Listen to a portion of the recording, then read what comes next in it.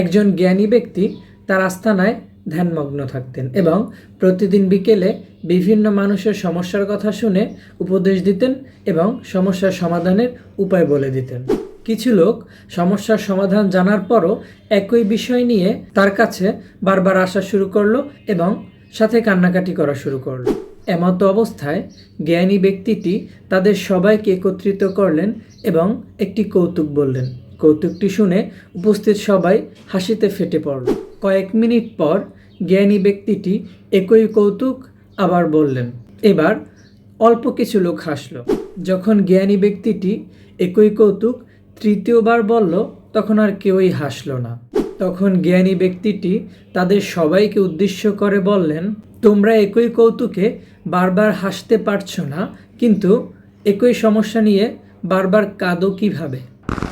দুশ্চিন্তা, হায় হুতাশ করা শুধুমাত্র সময় এবং শক্তির অপচয়। এটি কখনোই সমস্যার সমাধান হতে পারে না।